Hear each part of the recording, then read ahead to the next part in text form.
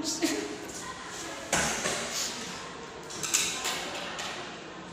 Assalamualaikum warahmatullahi wabarakatuh. Perkenalkan, nama saya Vivi Faira Hussein Maubala dan teman saya. Nama saya Novriana Dersitasid. Baik, kami dari kelompok 11 akan mempresentasikan makalah kami yang berjudul Konflik dan Mengelola Konflik dalam Organisasi. Kepada pemateri saya persilahkan. Terima kasih atas waktu dan kesempatan yang diberikan kepada saya. Di sini saya akan membacakan materi kami yang berjudul Konflik dan Mengelola Konflik dalam Organisasi. A. Jenis konflik. Menurut Badan Elson, terdapat beberapa jenis konflik, yaitu pertama, konflik vertikal yang terjadi antara tingkat hierarki seperti antara manajemen puncak dan manajemen menengah dan penyelia dan subordinasi. Kedua, konflik horizontal yang terjadi di antara orang-orang yang bekerja pada tingkat hierarki yang sama di dalam perusahaan. Yang ketiga, konflik di antara staf klinik yang terjadi di antara orang-orang yang memiliki tugas berbeda, misalnya antara divisi pembeli dan bahan baku dan divisi keuangan. Keempat, konflik peran berupa kesalahpahaman tentang apa yang seharusnya dikerjakan oleh seseorang. Konflik ini bisa terjadi antar karyawan karena tidak lengkapnya uraian pekerjaan. Pihak karyawan memiliki lebih dari seorang manajer dan sistem koordinasi yang tidak jelas. B. Faktor penyebab konflik. Yang pertama, perbedaan individu yang meliputi perbedaan pendirian dan perasaan. Setiap manusia adalah individu yang unik. Artinya, setiap orang memiliki pendirian dan perasaan yang berbeda-beda satu dengan yang lain. Perbedaan pendirian dan perasaan akan sesuatu hal atau lingkungan yang nyata ini dapat menjadi faktor penyebab konflik sosial, sebab dalam menjalani hubungan sosial, seseorang tidak selalu sejalan dengan kelompoknya. Kedua, perbedaan latar belakang kebudayaan, sehingga terbentuknya pribadi-pribadi yang berbeda. Seseorang sedikit banyak akan terpengaruh dengan pola-pola pemikiran dan pendirian kelompoknya. Ketiga, perbedaan kepentingan antar individu atau kelompok. Manusia memiliki perasaan pendirian maupun latar belakang kebudayaan yang berbeda. Oleh sebab itu, dalam waktu yang bersamaan, masing-masing orang atau kelompok memiliki kepentingan yang berbeda-beda.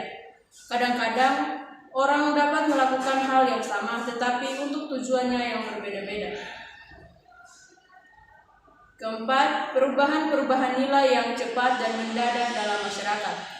Perubahan adalah sesuatu yang lazim dan wajar terjadi, tetapi jika perubahan itu berlangsung cepat atau bahkan mendadak, perubahan tersebut dapat memicu terjadinya konflik sosial. Misalnya, pada masyarakat pedesaan yang mengalami proses industrialisasi yang mendadak akan memunculkan konflik sosial sebab nilai-nilai lama pada masyarakat tradisional yang biasanya bercorak pertanian secara cepat berubah menjadi nilai-nilai masyarakat industri.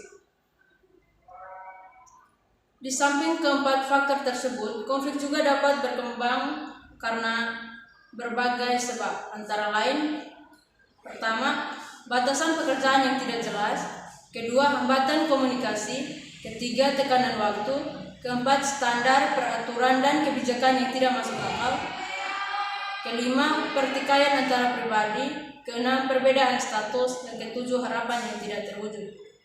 C. Cara menyelesaikan konflik. Konflik perlu segera diselesaikan sehingga tidak membawa dampak buruk yang semakin meluas. Terdapat berbagai cara yang bisa dipilih dalam menyelesaikan konflik atau permasalahan yang terjadi. Berbagai solusi yang ada diharapkan memberikan manfaat penyelesaian yang menguntungkan bagi kedua belah pihak yang saling bertentangan. Pertama, pengelolaan konflik. Konflik dapat dicegah atau dikelola dengan A. Disiplin. Pertahankan disiplin dapat digunakan untuk mengelola dan mencegah konflik. Yang kedua, pertimbangan pengalaman dan tahapan kehidupan. Konflik dapat dikelola dengan mendukung perawat untuk mencapai tujuan sesuatu dengan pengalaman dan tahapan hidupnya. Yang ketiga, komunikasi. Suatu komunikasi yang baik akan menciptakan lingkungan yang terapeutik dan kondusif Suatu upaya yang dapat dilakukan manajer untuk menghindari konflik adalah dengan menerapkan komunikasi yang efektif dalam kegiatan sehari-hari yang akhirnya dapat dijadikan sebagai satu cara hidup. Keempat, mendengar secara aktif. Mendengar secara aktif merupakan hal penting untuk mengelola konflik, untuk memastikan bahwa penerimaan para manajer perawat telah memiliki pemahaman yang benar.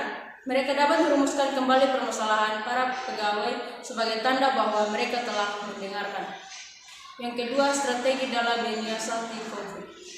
A. Menghindari konflik. Menghindari konflik dapat dilakukan jika isu atau masalah yang memicu konflik tidak selalu penting atau tidak potensi konfrontasinya tidak seimbang dengan akibat yang akan ditimbulkannya. Penghindaran merupakan strategi yang mungkin pihak-pihaknya berkonfrontasi untuk memenangkan diri. 2. Mengakomodasi. Memberi kesempatan pada orang lain untuk mengatur strategi pemecahan adalah khususnya apabila isu tersebut penting bagi orang lain. Yang ketiga, kompetisi. Gunakan metode ini jika Anda percaya bahwa Anda memiliki lebih banyak informasi dan keahlian yang dibanding yang lainnya, atau ketika Anda tidak ingin mengkompromikan nilai-nilai Anda.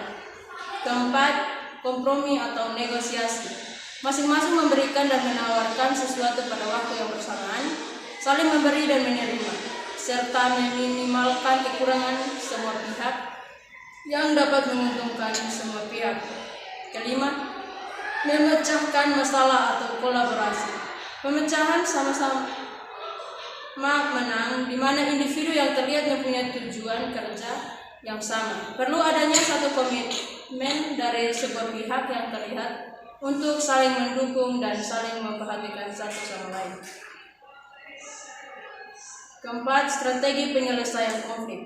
Yang pertama, kompetisi penyelesaian konflik yang menggambarkan satu pihak mengalahkan atau mengorbankan yang lain. Penyelesaian untuk kompetisi dikenal dengan istilah win-loss renunciation. Kedua, akomodasi. Penyelesaian konflik yang menggambarkan kepentingan bayangan cermin yang memberikan keseluruhan penyelesaian pada pihak lain tanpa ada usaha memperjuangkan tujuannya sendiri. Ketiga, sharing. Suatu pendekatan penyelesaian kompromi atas dominasi kelompok dan kelompok lain untuk berdamai. Keempat, kolaborasi. Bentuk usaha penyelesaian konflik yang memuaskan kedua belah pihak. Yang kelima, penghindaran. Menyangkut ketidakpedulian dari kedua kelompok. Keadaan ini menggambarkan penarikan kepentingan atau pengacuan kepentingan kelompok lain. Sekian dari hasil materi kami. Kesempatan saya kembalikan kepada moderator. Terima kasih atas pemateri yang sudah membacakan materi kami. Apabila ada kesalahan kata, kami mohon maaf dan terima kasih. Begitu lah. Tekenin ya.